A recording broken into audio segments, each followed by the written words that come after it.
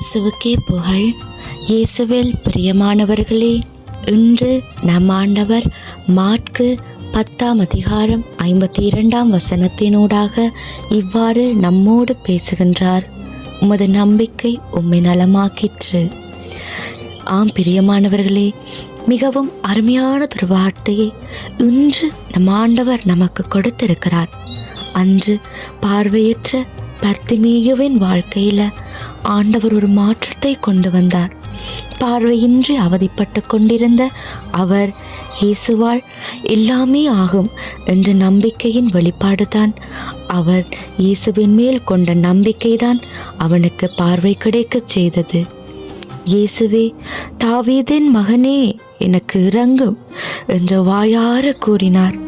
பிரியமானவர்களே, இன்று நாம் எத்தனை பேர் இப்படிப்பட்ட நம்பிக்கையோடு வாழ்ந்து கொண்டிருக்கிறோம்? ஆண்டவராலே முடியாத காரியம் என்று ஒன்றுமே இல்லை. நாங்கள் அவரிடம் மேலே கொண்டுள்ள விசுவாசம் எந்த அளவுக்கு உண்மையானது. எங்களோட துன்பத்தில் ஆண்டவரை நோக்கி மன்றாடுவோம். ஆனால் அதில் இருந்து விடுபடவே முடியலை. துன்பத்தின் மேலே துன்பம்தான் வருது என்று சொல்லி ஆண்டவரை தேடுறதையே கைவிட்டுடுவோம். இதல்ல கிறிஸ்தவர்களாகி எங்களுடைய விசுவாச நம்பிக்கை.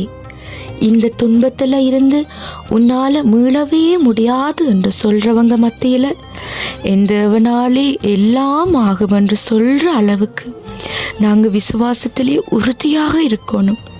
உங்களுக்கு ஒரு பிரச்சனையா, தொழிலில் நஷ்டமா, தீராத வியாதியோடு அன்றாடம் போராடி கொண்டிருக்கிறீங்களா? கடன் பிரச்சனையால் நிம்மதி இல்லாமல் வாழ்கிறீங்களா? கூப்பிடுங்க, ஆண்டவரை நோக்கி சத்தமாக கூப்பிடுங்க. தாவீதின் குமாரனே, எனக்கு இரங்கும் என்று நம்பிக்கையோடு ஆண்டவரோட பாதத்தில் காத்திருங்க. உங்களோட நம்பிக்கை ஒரு நாளும் வீண் போகாது. அன்று பர்த்திமேயுவின் நம்பிக்கை அவருக்கு மீண்டும் பார்வை கிடைக்க செய்தது. அதே போல உங்களுடைய நம்பிக்கையும் உங்களோட வாழ்க்கையில் அநேக அற்புதங்களை காண செய்யும். விசுவசிக்கிறீர்களா? முழு மனதோடு ஆமேன் சொல்லுங்க. இயேசுவின் நாமத்தினாலே ஆமேன்.